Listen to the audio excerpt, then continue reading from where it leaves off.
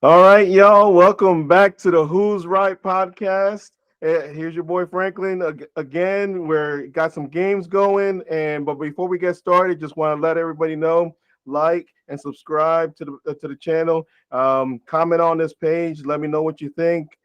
Hit that notification button so you don't miss a thing. But I was excited to talk about baseball today. But before we talk about baseball, Victor, how you doing? Great, man. I'm ready to talk about baseball too, and it feels like baseball weather, man.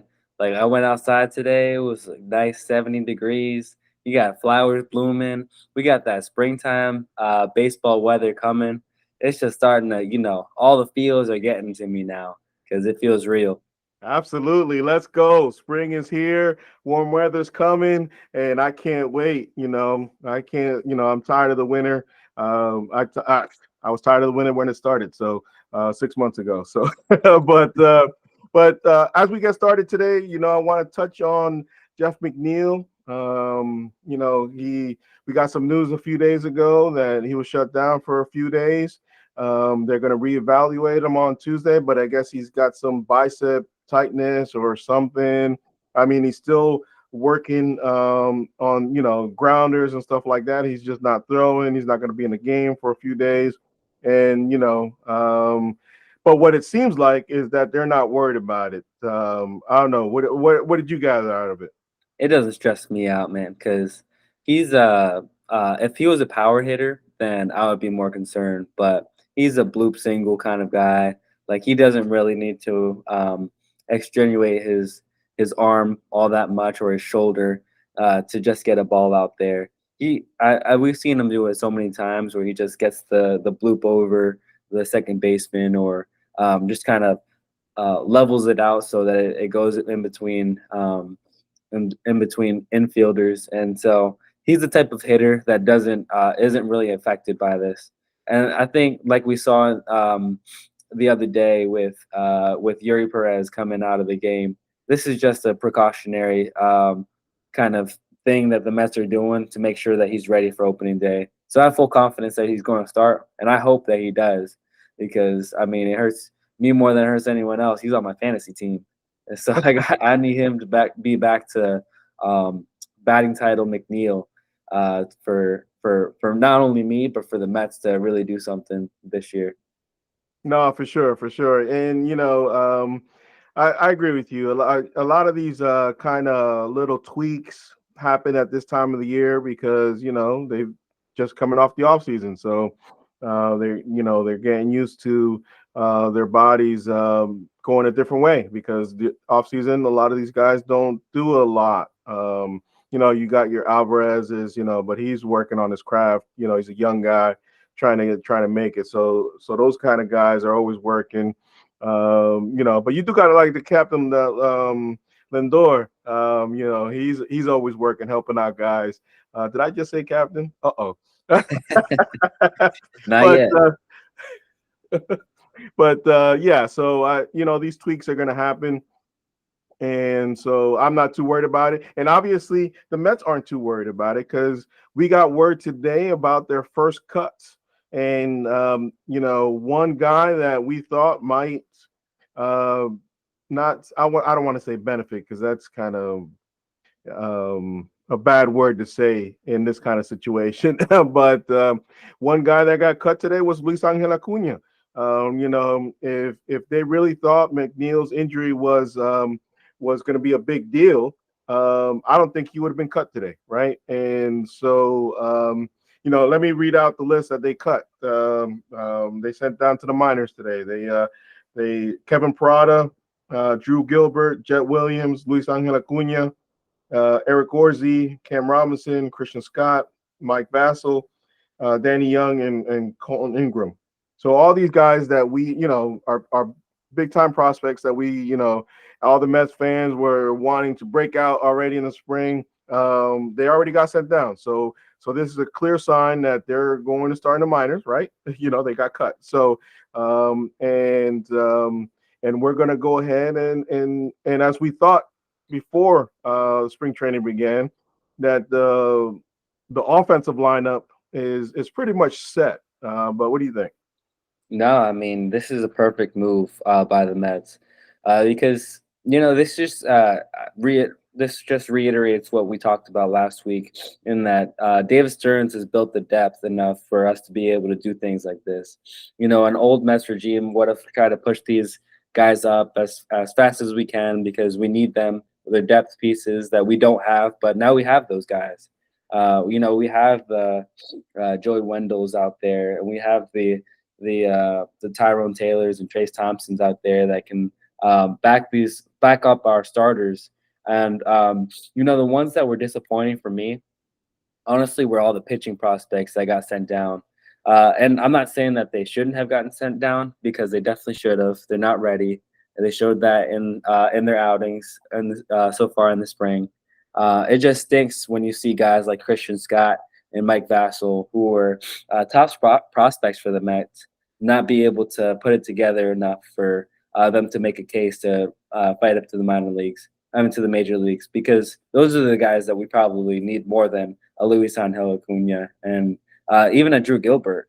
And it just I just hope that they're able to continue developing into these major league pitchers, because those guys can be our frontline second, third tier starters, is what they're projecting to be, and we need them to be that, and we don't want them to push them up just because we need pitching. We saw how that worked out with Tyler McGill and David Peterson. They probably could have used more time in the minor leagues. But out of desperation last year and the year before that, we pushed them up. And as far as Tyler McGill goes, he's looking good this spring. I'll that'll be my Tyler McGill segment for this episode. He was working on some stuff, and he's already looked pretty good, but he also looked good last spring. And look how that happened. And David Peterson ended up getting hurt last year because he probably wasn't ready to start for the Mets yet. He was still working on his stuff in the minor leagues when they brought him back up. And so all this to say, this is good for the Mets. This is good for them to keep these players down there, work on their stuff until they're developed enough for them to come up and play. Yeah, no, for sure. And and talking on that pitching front, these guys may or may not be ready. They pitched yesterday or Saturday because you guys are going to be hearing this on Monday. They pitched on Saturday and they look good. But at the end of the day, there's a couple guys in front of them that the Mets are going to give a shot to, whether we like it or not. You mentioned one of them. McGill's going to get one of that shot. Lucchese's going to get the shot before these guys are going to get the shot. So, that doesn't mean these guys aren't going to come towards the middle of the season or end of the season. We'll see these guys, but at the end of the day, if we see them early, that's actually a bad thing for the Mets. Because you got Lucchese, you got McGill, and forget blanking on the third name. Budo. Huh? Budo. Was it Budo? Jose Budo. All these guys are going to get a shot before these guys, not because they're necessarily better. Who knows? I'm not going to debate that here today. It's just that's how it's gonna be. So we'll see these guys eventually. So I'm not too worried. And as far as relievers, because Christian Scott, I think, no, they do want him as a starter, but we got Nate Lavender to talk about as a reliever. You know what I mean? And he might be the dark horse reliever that makes the cut out of all these guys. Who knows? But I'm not too worried. And you're right. These other players like Drew Gilbert and stuff like that, they were never going to make the team coming out of spring training. And, we traded for Tyrone Taylor. We signed Bader. So these guys, he wasn't going to get a shot right now. Those guys are going to be manning center field in the beginning of the season. And if they fall on their face, then we could see a Drew Gilbert, right? And we were never going to see Jet Williams at the beginning of the year because Luis Angel is going to get the first shot in the infield. If so one Luis Angel's in the 40 man, and he's going to get a first shot in the infield if somebody gets hurt, or if the guys don't produce. Uh, but uh, but yeah, so I do want to transition into Starling Marte. We everybody had doubts with Starling Marte. Everybody thought he was cooked, he was done.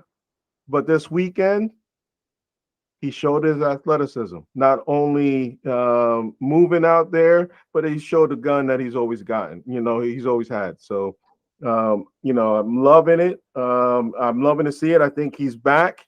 I really think, he had an injury plagued last year, like we all thought he did. And, hopefully we got the 2022 Starling Marte. So I like what I saw. So, Yeah, man, he looks good. You could tell with his first at bat when he came to bat. He swung on the first pitch, flew it all the way to the back of the outfield, and even though he got out, you could tell he was comfortable. He was back to Starlin Marte, and he's already been showing it so far this spring. And you could put an exclamation point on that when you saw him gun down whoever that kid was, all the way from right field to third base with steps to go. That's the Starling Marte that we knew, and the Starling Marte that we're hoping to get back. well, This is and, spring and training. and he ran out the bunt single. So don't forget about that. Yeah, He ran it out. So his groin is fine. I think we got the Starling Marte that we had in 2022. he said he was ready to play 170 games, and it really looks like it. Like he looks like he's ready to go. And I mean, as long as this is another topic of discussion that we can talk about later on future episodes is that if he's back to Starlin Marte, where do we put him? Because our front end of the I was looking at the lineup the other day, and our front end of the lineup is pretty like hefty. It's the where the back three where it gets kind of we don't know what we're going to do there. But does he go back to two? Does he go to one, or does he go to five? Like if he's back to Starling Marte, I kind of like to see him back at two. And like I said, we can talk about this later. But no, it'll just be interesting to see all of that shake out this year because we've seen the lineup constructed a little differently this spring too, with DJ Stewart leading off like 3 out of the 10 games that we played, and that's something that we've never seen before Well, from the I Mets. think that's just a spring training lineup. That's not something that we're going to see during the season, obviously, because Stewart's never going to lead off for us. But I still would clamor for a Lindor lead off and put Starling and leave Starling in two if he's back. I'm not I'm I'm all for him because with the rules of stealing bases, he's going to be stealing some bases. You know what I mean? He gets on base, he's going to steal some bases. And if in 2022 he was stealing bases, imagine now he didn't get a chance last year because of his growing to actually steal some bases. So if he's back and getting on base, I don't know if that policy's having anything to do with it, but I just don't see them pushing Brandon Nimmo down to five because that's where he would be. With the way Francisco Alvarez is playing this year, you could say Lindor, Marte, um, Pete, uh, Alvarez at cleanup, and then Brandon Nimmo would probably be fit in that number five slot, and then you could go McNeil, Bader or Bader slash Beatty in that 8 or 9. Uh, I don't know if we're going to talk about this now, but I mean, let's talk about it because we're already halfway in. Like, that's what I think it's kind of going to look like going into the season, because Alvarez has also looked very comfortable and very good. He already looks like a superstar, and that he's already got the confidence, he's got the swagger, and so I know that they want Pete to bat in the first inning without having any doubt of him not getting an at bat, and especially since it's his walk year, they want him to get as many as bats as he can, so that he can, prove himself, and I think bring more value to the Mets as well. Um, Well, I mean, I don't know. You know, we've heard them talk about Alonso batting third, but honestly, we haven't heard the Mets talk about Alonso batting third. You know, we've heard speculations from people, other people, uh, of Alonso batting third. But at the end of the day, either whether Alonso bats third or fourth, um, I think Alvarez is going to be our fifth. You know, if they put Marte at second at the number two spot, I think Alvarez is going to be the number five hitter, regardless. It's either they're either going to try this configuration. If they do want Pete to bat in the first inning, I could see them putting Nimmo behind Pete. You know, if they want to if they want to keep Pete at four like he's always been, it's going to be Nimmo at third, in the third spot. Because and you're going to see Nimmo showcase because he's no longer the leadoff hitter that we think he is. He wants to hit more home runs. He's not, he showed it last year. He wasn't drawing the walks like he used to, and so he wants to hit more home runs, and so that means he's going to strike out more too, because that requires, right? If you're trying to hit the ball out, you're going to swing and miss a little bit more, just like he did last year. He kind of showed us the preview a little bit of what he's planning to do this year, and we saw him today. He looked good out there, but I do think that if they are, I'm holding out hope. I still don't know if they're going to put Lindor at number one. I wish they would, but Lindor, Marte, if he's back, Nimmo, Alonso, Alvarez, and then McNeil after that. And so I think those are the top six. Everybody else can work it out however they want to. Beatty, Vientos, Bader, however they want to do it. But I think those top six are going to be consistent. Um, um, how they land, how they kind of measure up, we don't know. But it really depends on what they feel about Marte, right?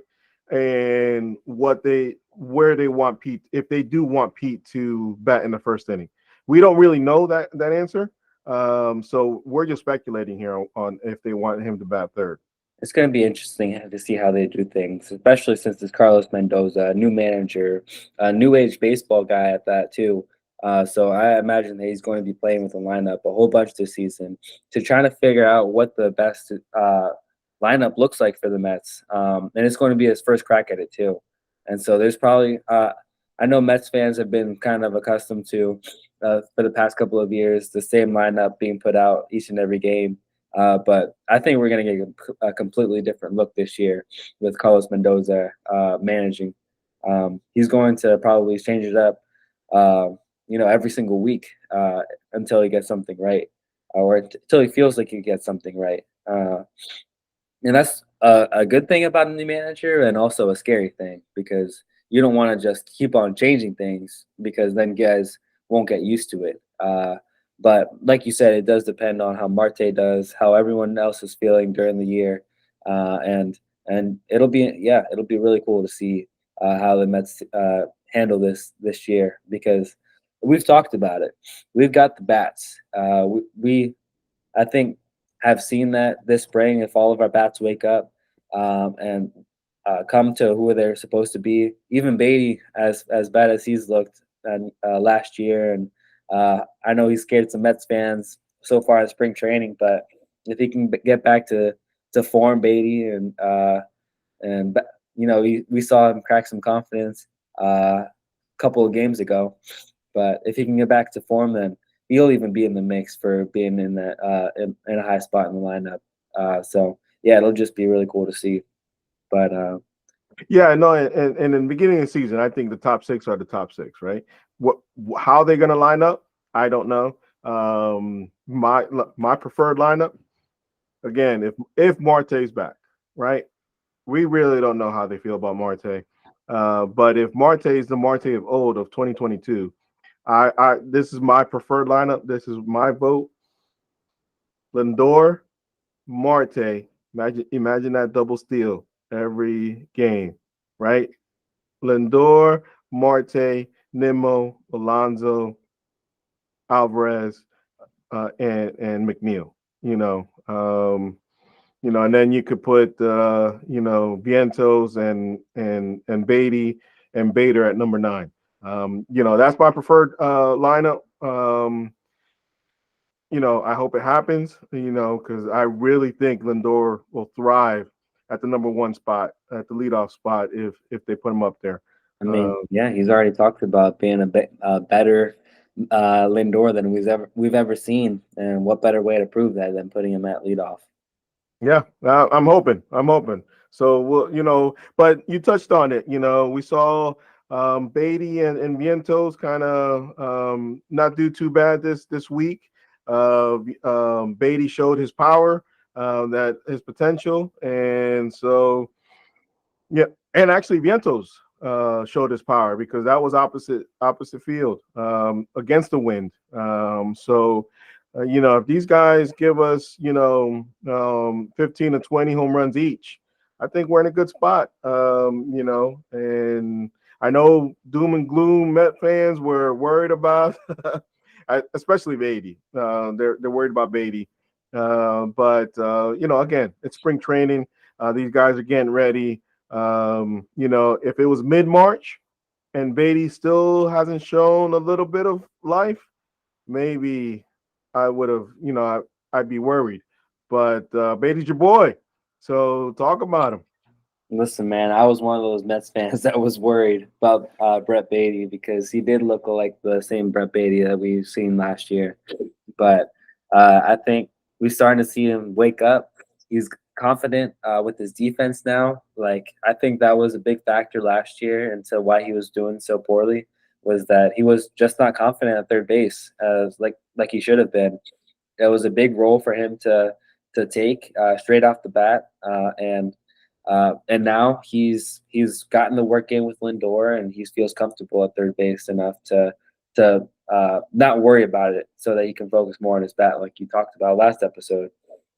And so we saw him hit a home run just a couple of games ago, and that I think brings his confidence back because he's a guy that I think gets in his head a lot, and who isn't. And I watched his interview after the game, and he had all smiles. He was very, it seemed like a weight had lifted off of his shoulders, and that's what we needed. We just needed him to relax a little bit, because today he didn't get on base, but he hit the ball. He struck out once, but he hit the ball hard to the outfield, and um, and I think the biggest concern with him was that he was grounding the ball too much. And so now that he's getting the ball in the air, I feel confident going with Brett Beatty into this year. And Mark Vientos, focus on the bat. I think that that talk with Daryl Strawberry really helped both of them kind of figure out their stuff. Because Daryl is a legend, and if he's able to talk with those guys and get these young guys to uh, get out of their heads and eh, get out of their heads and be the players that they can be. And then we need more of Daryl Strawberry around to be that coach in the bullpen. I mean, in the dugout. Yeah, and we didn't talk about that. About Daryl talking to Vientos and basically telling Vientos, look, who you want to be as a hitter, and and that's a good point because, like I said before, Vientos got to just focus on hitting. There's plenty of guys that have had long careers because they were hitters, right? Um, there are guys like Pete that want to play the field, but guess what?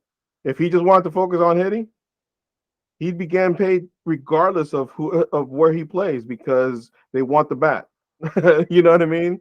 But Pete wants to play the field, so he works on it and wants to play the field. But if Pete ever decided that he just wants to be a hitter, that's all we want. We want him to hit home runs. Yeah.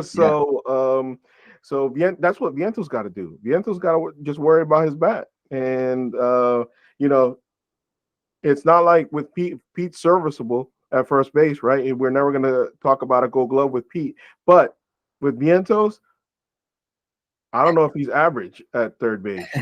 To be honest with you. So, You know, when um, he first came up, he was a first baseman.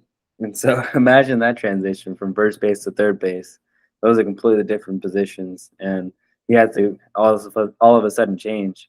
But it was funny to hear the Cardinals broadcast kind of talk about Vientos when he hit that home run. He was coming up to bat, and they were like, the Mets had some options and some things to think about this offseason and going to pick up a DH.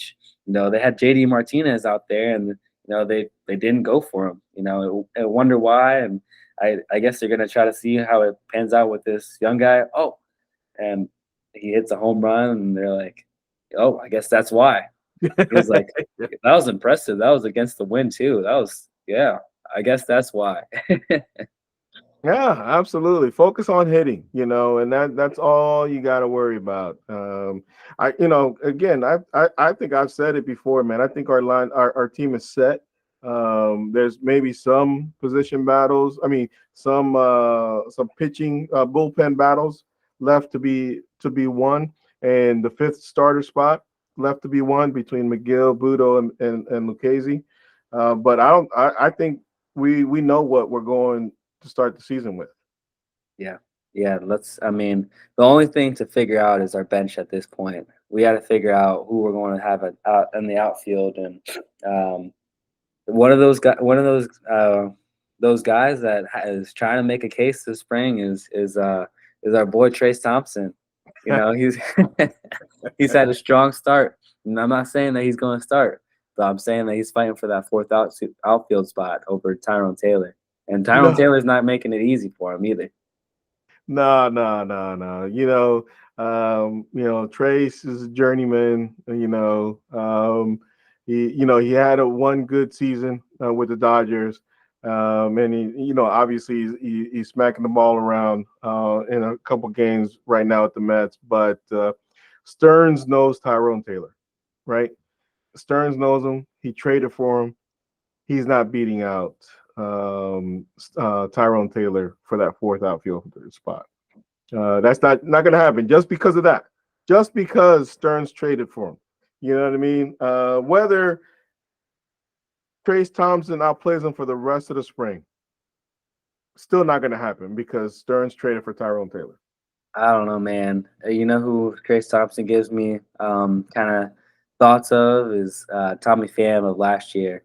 No one thought he was going to be uh, a factor, and he fought his way all the way back to taking Mark Canha's spot at some point and being a bigger factor for the team that we traded, that he got traded to than Mark Canha did. And Trace Thompson has that same kind of bat. He's got a better glove out in center field because he's playing center field, which is a hard position. And he's also got that swagger that Mets fans will appreciate. And Tyrone Taylor is great and all. It's just when you got that Thompson name, it's backed by Clay Thompson and his dad. What is it, Michael Thompson?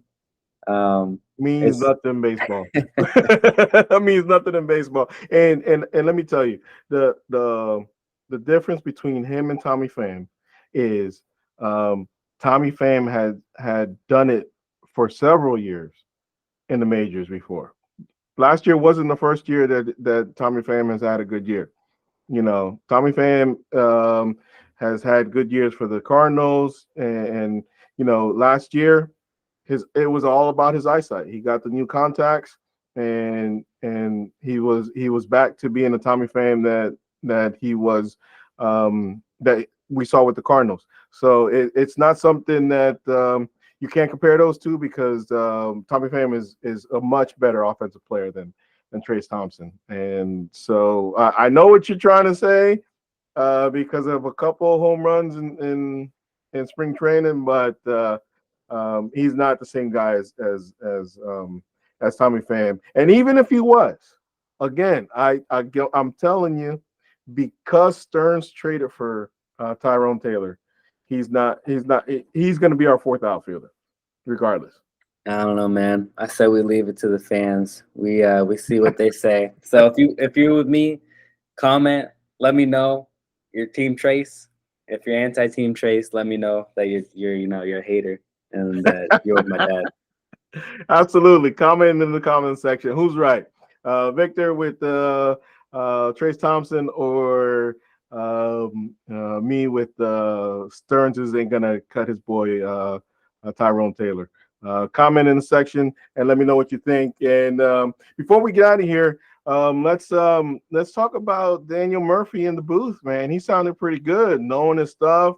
I think he has a future either as a hitting coach or in the booth, because he did a great job. And, I think, there might be a future in the SNY booth for Daniel Murphy in the upcoming years. Because at the end of the day, our boys are great, but they're not spring chickens. So Yeah, no, this is a perfect transition for SNY to pick up guys like this, and especially seeing that Ron's not going to be in the booth all that much, he's going to probably be in there more than we think. And so I know Gary loved having him just picking his brain because he's obviously so smart, and when he's talking about baseball, he knows what he's talking about, and it's just exciting to see a guy that was so recent that I can remember play and be in the booth and talk about baseball. He even said that he knew he could have an insight on some of these guys because he's played against them before, and so that adds a whole nother perspective to the Mets. And when you have the personality, when you have the voice to talk about it, it makes the decision so much easier. Let's see more of Daniel Murphy. Absolutely, absolutely. It was fun seeing hearing them in the booth, and I'm all for it. If Ronnie or Keith's not there, put Daniel in and let's hear him. So, but yeah, let's cut it off there. We got into a discussion I wasn't expecting, lineup discussion.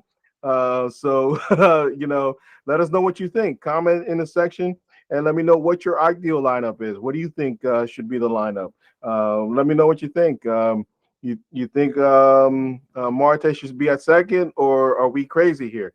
We put him down in the lineup. We believe in that he's back. Is that crazy? Let me know what you think. Like this video, like the channel, subscribe to the channel, hit that notification button, and don't miss a beat. And we're gonna talk again real soon. But before we get out of here, Victor, any last words? 23 days. That's opening day. We're 23 days away from opening day. Just think about that. It's less than 3. That's a little over 3 weeks. So get some baseball going. Absolutely, absolutely. Let's get some baseball going. All right, everybody. We'll see each other in about a week. But until then, let's go Mets. Let's go Mets.